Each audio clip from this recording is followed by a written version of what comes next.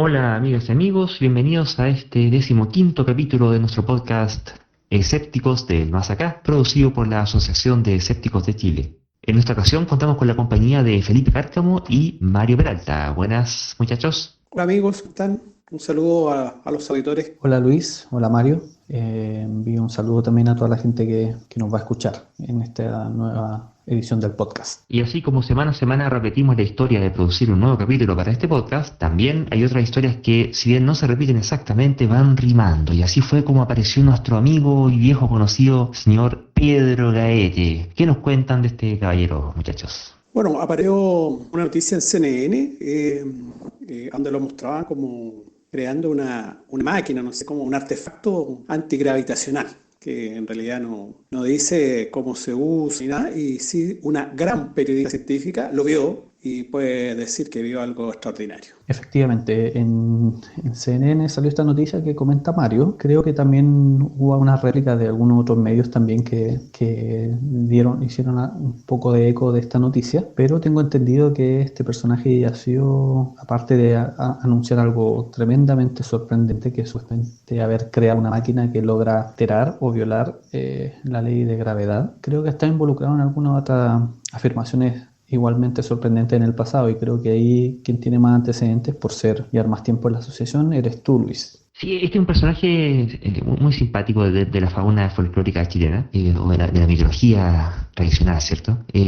Donde, bueno, ustedes saben, aparte, digamos, de lo que consiste la noticia de ahora, de este invento antigravitacional, pero este personaje tiene mucha más historia. Allá por el 2012, cuando estaban con toda esta vorágine del fin del mundo, el calendario maya y el cuento, este señor apareció también ahí, agregando de su cosecha y usufructando del pánico colectivo que había. Yo recuerdo que por esa época a nosotros en AECH nos llegaban correos de abuelos, por ejemplo, es uno que me acuerdo, pero ya nos llegaban varios, digamos, de un abuelo muy asustado porque no sabía si era cierto o no era cierto las cosas que decía esta gente, Salfate y otros personajes respecto al fin del mundo, y que su nietecita pequeña estaba también muy asustada, entonces él no sabía cómo responderle. O sea, ese tipo de personajes no son inocuos, ¿ya?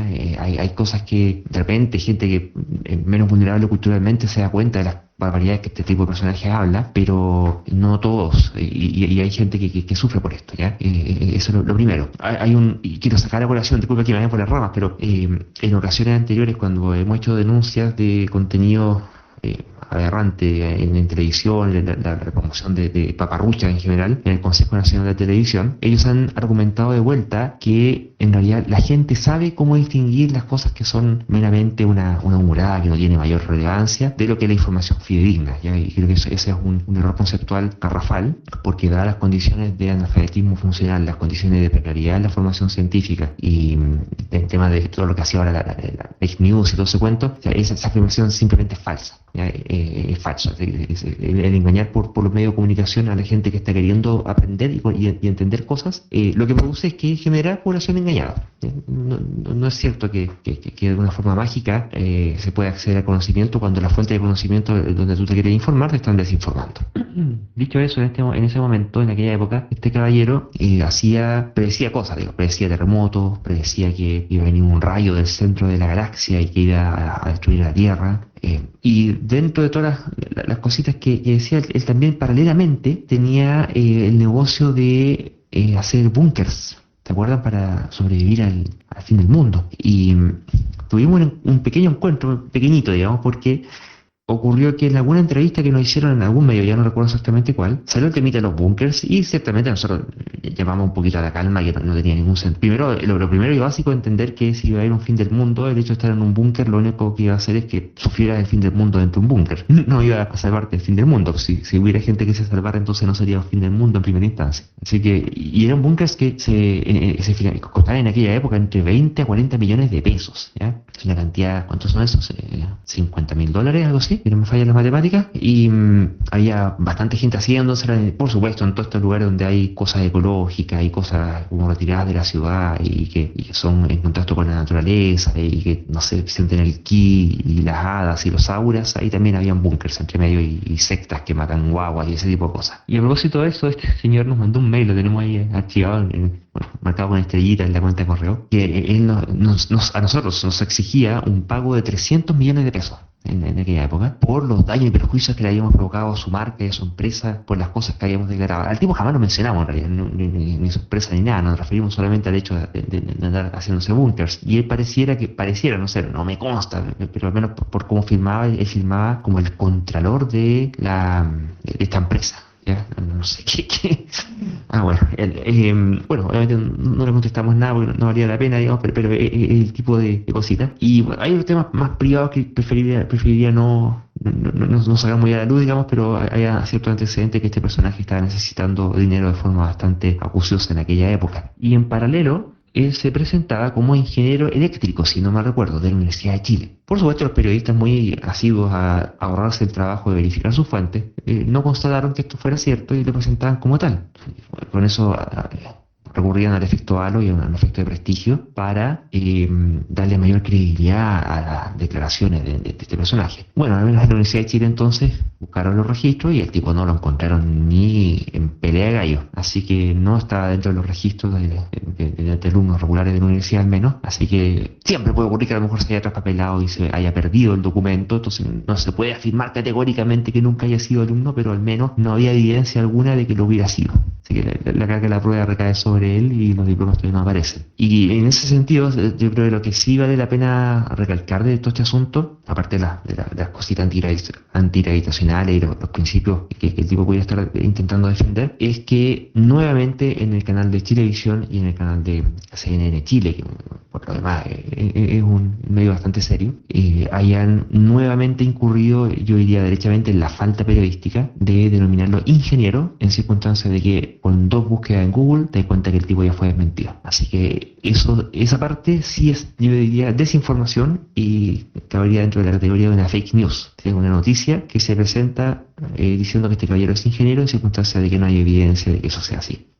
Aparte de lo que, y desde el pase, nos pueden contar de cuáles son las características del invento que ahora salió promoviendo. Creo que antes de que estemos de lleno en materia y refiriéndonos a las afirmaciones que este tipo hace en relación a su supuesto invento, para seguir poniendo en contexto esta noticia que vamos a comentar, creo que es importante tener en cuenta que en este medio CNN, que también aparece en Chilevisión, quien presenta la noticia es Mónica Rincón, periodista, y ella presenta la entrevista con un tono bastante escéptico, o sea, no dando por ciertas las afirmaciones de este tipo, pero al parecer ella, no recuerdo en exactitud, pero parece que también lo presenta como ingeniero, al parecer, y dentro de la entrevista a una periodista científica, de hecho una periodista destacada, una destacada periodista científica de nombre, lo tengo aquí a la vista, Lilian Dueri, que es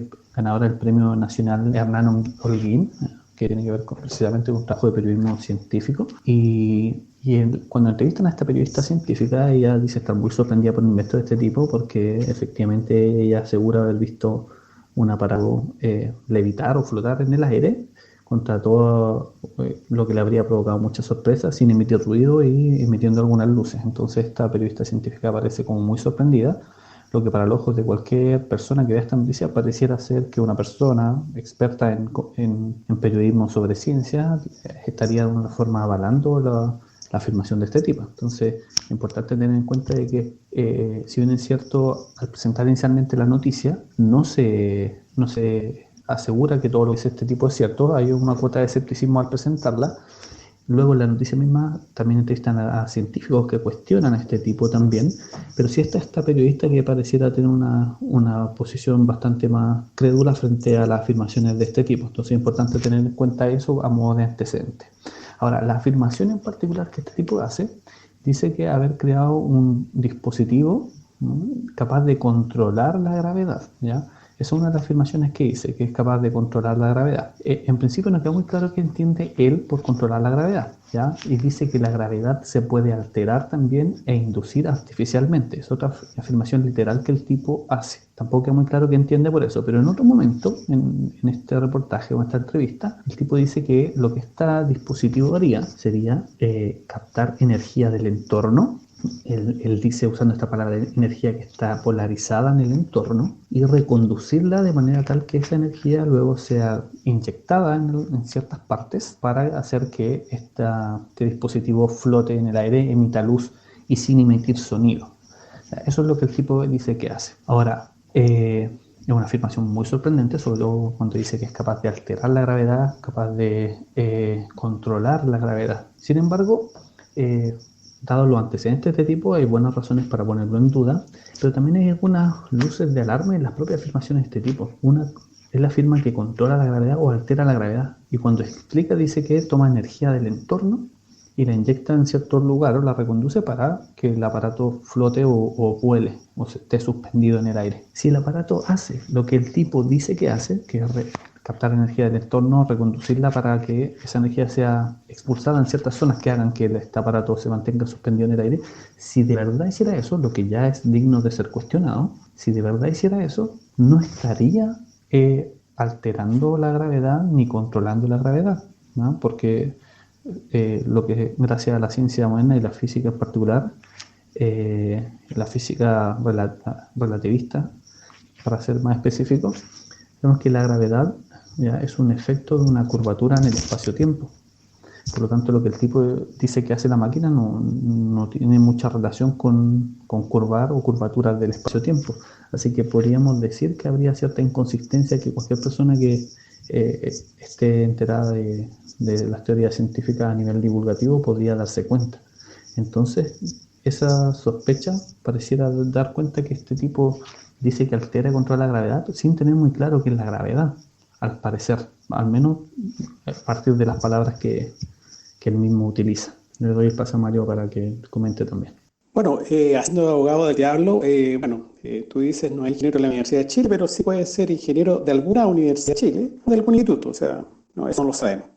Segundo lugar, la periodista efectivamente pudo haber visto algo flotar, o sea, de hecho, la levitación magnética es algo que viene desde los años, a finales de los 50, 60, y en la actualidad hay ferrocarriles, el maglev, digamos. No sabemos qué tecnología es, puede ser efectivamente lenguaje pseudocientífico, y que nosotros estamos tratando de descifrar, pero no sabemos exactamente lo que es. Él dice que le tienen que dar un permiso para probar el asunto, algo que también es bastante increíble, ya que podría ir a probarlo y filmarlo y qué sé yo, no sé. O lo que hace toda la gente, que descubre o inventa algo, escribir un paper y mandarlo a alguna parte donde lo revisen en pares y si tiene mérito, lo publica.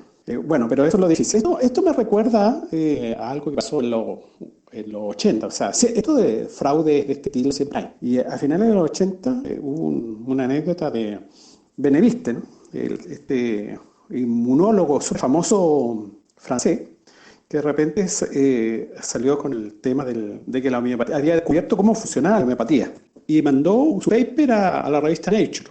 Mejor ahí alguno no le va a escuchar cómo lo pronuncié, pero es una revista muy famosa, una revista científica donde se mandan, digamos, papers. Y en la revista, debido al prestigio que tenía justamente Benveniste, los tipos decidieron publicarla, pero tomaron todos los resguardos posibles. Primero, le mandaron a varios laboratorios a ver si era cierto lo que decía.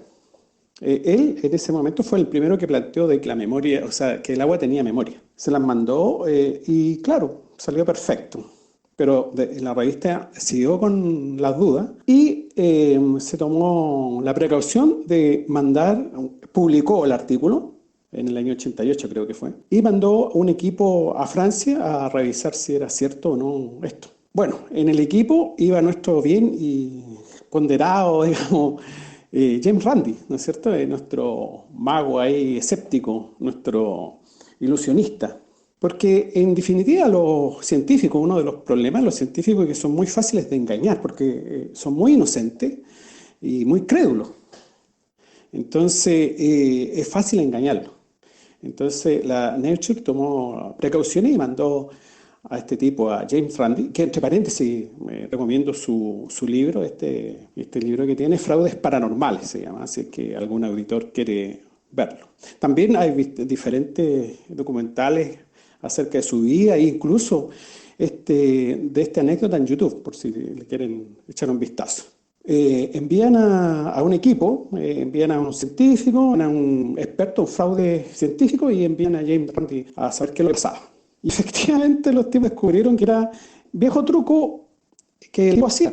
Y era un tipo muy prestigioso, de hecho en algún momento se pensó en el premio Nobel. Bueno, en definitiva era un fraude. Entonces, eso es, digamos, más lejano. La ciencia tiene que ser reactiva. O sea, lo primero que uno hace en ciencia, como gente escéptica, es no creer. Por supuesto, no tengo por qué creer. Usted lo que tiene que hacer es demostrarme lo que está haciendo, probarme, eso. Bueno, siguiendo con el comentario de Mario, creo que en efecto, considerando los antecedentes de este tipo, las afirmaciones asombrosas que hizo en el pasado acerca del terremoto, su emprendimiento de venta de búnker, que de una otra forma se beneficiaba del pánico que generaban ciertas teorías catastrofistas o apocalípticas, y teniendo en cuenta que ninguna de esas afirmaciones sorprendentes que hizo en el pasado se cumplió, tenemos razones para sospechar de que esta afirmación sorprendente pudiese también no ser cierta. Si a eso además le sumamos cierta inconsistencia interna en sus afirmaciones respecto de este supuesto invento que controla o que altera la gravedad, ¿no? que da cuenta que al parecer ni siquiera entiende muy bien qué es la gravedad, como se mencionó anteriormente, tenemos aún más razones para sospechar de las afirmaciones de este tipo. Sin embargo, uno siempre tiene que considerar la posibilidad que, pese a que alguien se equivoque en el pasado, conceder que existe una remota posibilidad que pudiera tener razón en alguna ocasión, y que efectivamente puede haber hecho un descubrimiento importante pese a todo el fraude en el pasado. Eso haciendo una concesión muy generosa. Pero resulta que aunque esa posibilidad, que considero remota, por cierto, existiese, lo que cabe aquí no es creer ni dar por cierto, sino que cabe exigirle lo que se le exige a cualquier persona que haga una afirmación, sobre todo si es sorprendente, que es hacerse cargo de la carga de la prueba. Es decir, dado que él hace afirmaciones sorprendentes, él es quien debe proporcionar la evidencia para que tengamos alguna razón para creerle si es que eso es cierto. De momento, como él no ha ofrecido ninguna prueba, no tenemos ninguna razón para creerle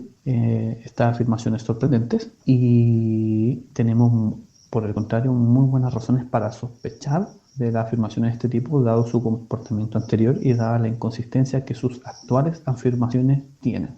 Bueno, y como cosa colateral, ¿no? O secundaria, pero que no deja de ser decidora de como el modus de este asunto, está el sitio web de este caballero, o de su empresa, que se llama Ingen Quantum, o Ingeniería Cuántica, que tiene su proyecto de innovación, mercado, joint ventures y qué sé yo, y hoy, pucha, no sé si habrá un traductor cuántico o algo así, pero está todo en inglés y, pucha, me recuerda a cierto ejemplo de la farándula chilena que no vale la pena recordar, digamos, pero podría ser traducido un poquito mejor. El Spanglish aquí está terrible, ¿ya? No es muy internacional su invento. Por otra parte, estaba cachureando a decir que este tipo, que bueno pintaba él con la revista científica esta, y hoy me acabo de dar cuenta que Pedro Gaete me tiene bloqueado en Twitter, ¿ya? Así que es otro más para la colección. No recuerdo si es que alguna vez le dije algo, la verdad es que esto ha sido hace muchos años, pero pasa mucho eso, que este tipo de personajes ante la crítica, que insisto, de verdad que no me acuerdo qué es lo que le puedo haber dicho yo alguna vez, tendría que buscar ahí Google, seguro se acuerda, pero suele ocurrir que tienden a justamente esto, bloquear. Ellos hablan de que los están censurando, de que no los dejan publicar, de que nadie los escucha, qué sé yo, pero cuando aparecen las voces críticas, en donde lo que se busca es un debate abierto y público, donde todos pueden enterarse de qué es lo que se está discutiendo, la reacción de estos personajes es que ellos son los que bloquean a los que nos critican y ocultan y quisieran que no se viera a la luz lo que ellos dicen. Ahora, por supuesto, me voy a buscar ahora para estarme sin estar logueado, y seguramente voy a poder leer qué es lo que el tipo dice, pero ese es un modus operandi que es totalmente habitual en este tipo de personajes. Y valga eso contrastarlo con lo que ocurre en la academia científica cuando se hacen las publicaciones, y donde lo que se busca es justamente la activa y pública refutación de lo que se publica. Y eso es importante tenerlo como un barómetro al momento de intentar sopesar con cuál lado de la epistemología estamos hablando. Exacto. Me gustaría agregar que además de los resguardos que hay que tener con afirmaciones sorprendentes, como esta afirmación en particular de un invento que supuestamente controla o transgrede, altera la gravedad. Aparte de los recuerdos que tengo que tener, como digo, frente a afirmaciones de este tipo, que hay razones para desconfiar, dado los antecedentes del tipo, ¿cierto? Y lo otro, tenemos que pedirle que se haga cargo de la carga de la prueba, dadas las afirmaciones sorprendentes que hace. Pero también creo que este caso da para analizar un poco el rol de los medios de comunicación. Como bien dijo Luis, cabe tener en cuenta el error que ha cometido el medio de comunicación CNN al presentarlo como ingeniero, cuando hay antecedentes importantes que llaman a sospechar de que esa afirmación además sea cierta. Eso por un lado. Creo que el reportaje hizo bien en contactar la opinión de expertos también. Se entrevistó a un científico experto en física cuántica, un científico chileno, que también pone en duda las afirmaciones y deja de manifiesto algunas de las inconsistencias de las afirmaciones que este tipo hace. Eso estuvo bien. La presentadora Mónica Rincón, salvo presentarlo como ingeniero, que creo que también lo hizo, igual dijo, este supuesto descubrimiento igual tuvo una nota un tanto escéptica respecto de cómo presentar estas noticias. Creo que también eso estuvo bien, pero sí me deja sumamente preocupado la actitud que tuvo una periodista, Premio Nacional Hernán Unguín, que supuestamente es experta en periodismo científico, que tuvo, o al menos la porción de la entrevista que le hicieron, que incorporaron en la nota, muestra una actitud absolutamente crédula ante las afirmaciones de este tipo. Entonces, queda una sensación o un sabor de boca general en que la nota igual queda un poco cargada hacia considerar que las afirmaciones de este tipo serían ciertas o que podrían ser ciertas. Creo que hay algunas cosas que producen ruido de la forma en que se presentó esta información en el medio. Yo le daría un poquito el beneficio de la duda a la Mónica Rincón, porque ella es la conductora. Ella no fue la que hizo el artículo de investigación, sino que a ella le pasaron la noticia y ella la lee. Entonces, si le dijeron que era ingeniero y era parte del texto, quizás pudiera no haber tenido demasiado protagonismo en la redacción de esa noticia. Lo de la otra señorita, la Tuerti, bueno, habría que ver. Podríamos preguntarle directamente para ver qué es lo que opina ella. Pero de todas formas, hay un tema que es como meta noticioso, que es porque diablos derechamente plantean esto como noticia. ¿Dónde está la noticia? ¿Cuál es la noticia? ¿Por qué aparece en un medio noticioso? Y no sé cuántas alternativas van quedando más allá que el mero hecho de pretender ganar audiencia y por lo tanto rédito producto del espacio publicitario que se vende, a propósito de una cuestión estrambótica que no tiene mayor sentido y que la verdad es que hay hartas cuestiones más importantes de las cuales preocuparse, y esta en particular caería más bien dentro de lo que es la desinformación, porque está siempre esta excusa bastante cínica que dice, no, mira, si contrastamos varias fuentes, porque aparte de este caballero Gaete, entrevistamos a una periodista científica y entrevistamos a un gallo, un divulgador, yo no me acuerdo quién era, que lo desmiente. Entonces, por tanto, la noticia es neutral. Claro, uno podría entender que es neutral, pero siguen teniendo que hacerse cargo de explicar y justificar por qué algo sí lo pasan a considerar noticia. En circunstancia de que, aún así, incluso en lo que vendría a ser la reacción o el tono de la nota, una nota audiovisual finalmente, no solamente escrita, tiende a ser en buena parte, al momento de darle espacio, darle cabida, le da una cuota de seriedad que es totalmente inmersiva, porque para que salgáis en la tele y te entrevisten es porque alguna cuestión estáis haciendo que valga la pena, digamos, si no, ¿qué es lo que estáis haciendo? Entonces, estos gallos están inflando, de hecho inflaron a este tipo de gaete con sus servicios, sus productos, y uno podría cuestionar que ¿para qué? ¿A beneficio de quién? ¿Cuál es el beneficio social de lo que estos tipos están haciendo? Bueno, es una noticia, igualmente que no es una noticia para CNN, tal vez podría ser para la Cuarta o para el LUM, digamos. Indudablemente no es una noticia para la CNN, uno de CNN esperaría un poco más de seriedad, indudablemente. Yo estoy de acuerdo con varias de las afirmaciones que hizo Luis en su comentario anterior. Creo que efectivamente, si es que Mónica Rincón lo mencionó como ingeniero, no necesariamente eso es un error de ella. Efectivamente, por cierto, ella es quien presenta la noticia y no necesariamente se hace cargo del reporteo que da origen a esa supuesta noticia. También concuerdo y también yo sería condescendiente acerca de la opinión de la periodista científica Lilian Duery, que al menos en el fragmento que incorporan en la nota periodística expresa una actitud bastante crédula pero tenemos que tener en cuenta que seleccionaron una parte de la entrevista y no sabemos si en otro momento de la misma entrevista que le hicieron ella pudo haber expresado alguna visión más crítica también.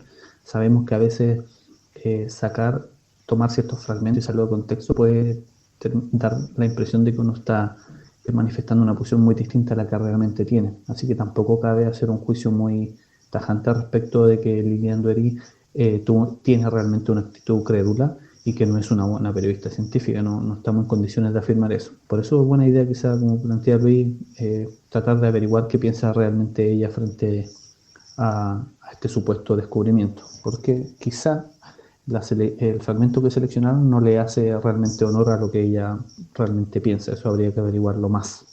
Concuerdo en eso. Y respecto de dar como noticia algo que realmente no tiene mayor mérito, creo que también es una observación muy interesante que hace Luis. De hecho, es algo que ha ocurrido en el pasado, por ejemplo, con el tema del cambio climático, que hemos conversado en las primeras ediciones de este podcast también, que cuando los medios le dan igualdad de tiempo a posturas contrarias, queda la sensación de una especie de empate, pero muchas veces, aunque se le dé igual de tiempo y se le preste atención a distintas voces contrapuestas respecto a un mismo tema, eso no quiere decir que todas las posiciones sean igualmente razonables y que las dos merezcan igual atención. En el tema del cambio climático, sobre todo en Estados Unidos, hay una historia de libros publicados sobre eso que ya han sido referenciados anteriormente, que muestran que el manejo comunicacional que hacen los medios precisamente puede contribuir a que la gente crea que la postura de un charlatán o de una persona que es negacionista, como en el caso del cambio climático, es tan válida como la que señala el consenso científico. ¿Por qué? Porque los medios lo presentan como dos posturas y le asignan el mismo tiempo y la misma posibilidad de expresar o sus argumentos o sus supuestos argumentos. Entonces se crea la falsa percepción de que aquí estamos ante gente que está en igualdad de condiciones, y claramente no es así. No pesa lo mismo la opinión de personas expertas como los científicos, los climatólogos, expertos en distintas facetas del cambio climático, que es un fenómeno bastante complejo. Y respecto a esta noticia, no es lo mismo la opinión de un experto en física cuántica o un experto en física relativista, que tiene que ver con el concepto de gravedad y curvatura espacio-temporal. No es lo mismo que un supuesto ingeniero, que ni siquiera sabemos qué ingeniero, que tiene malos antecedentes en el pasado respecto a afirmaciones sorprendentes que no tenían ningún fundamento, que además hace una afirmación sorprendente ahora que pareciera ir contra lo que los expertos saben sobre física. Entonces, presentarlo, como dice Luis, presentar a este tipo junto con expertos no le hace ningún favor a la posición de los expertos y termina siendo un favor muy grande para la persona que no tiene ningún respaldo de sus afirmaciones, porque queda ante la opinión pública como una persona en igualdad de condiciones con otras que sí tienen méritos reales y sí tienen conocimiento real sobre los temas relacionados. Bueno, se podría hacer algo así como lo que hacen los tribunales, ¿no es cierto? Declarar una verdad judicial, que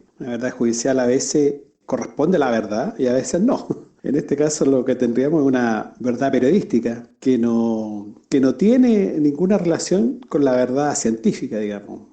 Y efectivamente, porque ese tipo de promociones de verdades periodísticas no solamente han afectado, en este caso, el tema de este invento, y un cuestión muy grave con lo que ocurrió con el cambio climático, con esta falsa equivalencia, este falso empate entre la charlatanería y la ciencia, también afecta a otro tipo de iniciativas o de corrientes que son también súper relevantes, como el tema de los transgénicos, para todo lo que significa la optimización del proceso productivo agrícola o de obtención de nuevos productos, y toda esta fobia que se ha generado en contra de los transgénicos, y que acá en Chile, bueno, hay un acérrimo promotor de una organización que se llama Chile Sin Transgénicos, señor Iván Santandreu, que falleció hace unas 2 o 3 semanas por coronavirus, porque la promoción contraria a los transgénicos, uno de los efectos que ha tenido ha sido el que, por ejemplo, cuestiones que son directamente solucionables con transgénicos. En estos países de todo lo que es el sudeste asiático hay harta gente que no tiene poco que comer, y lo que tiene para comer es básicamente arroz, y arroz pelado de carbohidratos, pero no muchas más vitaminas, y hay ciertas deficiencias vitamínicas delicadas y sobre todo en edades tempranas de la infancia, en particular lo que es la vitamina A, para lo que es la formación del sistema visual, y cuya carencia produce si no me recuerdo el nombre, el padecimiento de la celoftalmia, si no me corrigen si estoy equivocado. Y que básicamente no se desarrollan bien los ojos y los receptores de la retina, que se ve que hay medio ciego. Y eso afecta a cientos de miles de niños en estos países. Y se produjo un arroz transgénico, no producido por grandes transnacionales malvadas, destructoras del medio ambiente y monopolizadores de las patentes de los genomas en las plantas, sino que por ONG que incluso han donado esta investigación de hacer un arroz transgénico que incorpora o que produce beta-caroteno, y es lo que se le llama el arroz dorado. El beta-caroteno es lo mismo que hace que la zanahoria sea de color naranja. Y este arroz se le ofrecía gratuitamente a estos gobiernos para que lo pudieran sembrar y con ello abastecer de arroz, que comían arroz su gente, pero arroz con beta-caroteno para que no tuvieran celoftalmia y te ahorraran la ceguera de montones de niños, o incluso la muerte, por carencia de esa vitamina. Y producto del miedo inducido por corporaciones como Greenpeace y promotores chilenos o locales, como el caso del señor Santandreu, en contra de los transgénicos, es que consiguieron que estos gobiernos rechazaran y postergaran por muchos años la adopción gratuita de este tipo de arroz para su población, costando con ello la vida de mucha gente. Entonces, la creencia y la promoción de este tipo de charlatanería finalmente no es inocua, como hemos dicho en reiteradas ocasiones acá en este programa, porque finalmente mata y reduce calidades de vida. Claro, revisando los antecedentes de Iván Santandreu y revisando algunos divulgadores científicos nacionales que dieron a conocer alguna información adicional sobre este personaje, pienso en particular en Daniel Norero, que se dedica a hacer divulgación también científica en distintos medios, en distintas redes sociales. Iván Santandreu no solo había sido un activo partícipe del movimiento antitransgénico, sino que también al parecer había estado involucrado en otro tipo de posiciones pseudocientíficas. Por ejemplo, él era también, creo que director y fundador de una revista que se llama Mundo Nuevo, tanto en ese medio como en otros apareció en múltiples ocasiones haciendo promoción de diversas ideas de ese tipo. De hecho, a propósito de la pandemia y actual crisis sanitaria, él estuvo compartiendo contenido de algunas teorías conspiranoicas sobre el 5G, por ejemplo, o sobre que lo del coronavirus sería una especie de fraude o engaño. Entonces, y al parecer también estaba en el negocio de las flores de Bach, y estaba en el negocio también al parecer promovía la medicina vibracional o algo así, si no me equivoco. Entonces promovía distintas ideas de ese tipo, que por cierto también son riesgosas porque hacen que la gente busque ayuda con medios que no son de efectividad probada, y muchas veces la gente se termina alejando de tratamientos serios y que cuentan con evidencia a su favor por hacerse cargo a este tipo por acercarse más bien a este tipo de tratamiento. La muerte de Iván Santandreu sin duda que es lamentable. El hecho de que él haya sido promovido estas ideas que son cuestionables y que son dignas de ser cuestionadas no quiere decir que su muerte sea algo que haya que celebrar en lo absoluto, al contrario, es algo penoso. Incluso no sabemos si su muerte tuvo que ver o no algo con esa idea. Quizás las ideas que él tenía lo llevaron a tomar menos cuidado de los que podría haber tomado. Es una posibilidad, no lo sé, no tengo cómo saberlo. Pero sí es legítimo hacerse esa pregunta: ¿en qué medida las ideas que él tenía y promovía respecto de diversos temas pudieron haberlo expuesto a un riesgo mayor o a un riesgo evitable en otras circunstancias? Es digno hacerse esa pregunta. Pero lo que sí podemos comentar sin mayor problema, efectivamente, acerca de las ideas infundadas que él promovía sobre temas de salud en particular, siendo incluso un tipo que contaba con estudios. Según antecedentes que busqué, él era biólogo marino, es una persona con estudios. Lo que también nos viene a mostrar que este tipo de creencias no solo están en personas que no tienen estudio o que no tienen más información, sino que también se difunden en personas que cuentan con estudios y credenciales académicas. Bueno, eso tiene que ver con los estudios que hizo Kahneman, que ya lo mencionamos la semana pasada, acerca de inteligencia y racionalidad. O sea, una cosa no implica la otra. Lamentablemente los humanos somos procesadores de información tremendamente cerrados y participamos en razonamientos motivados. O sea, en definitiva, solamente vemos lo que confirma nuestros propios sesgos. Por eso tenemos problemas ideológicos que no queremos entender otras cosas más que lo que confirma nuestra ideología. Entonces, es bien compleja la cosa porque esto, llevado a extremos, puede llegar a ser muy, muy peligroso. Por cierto.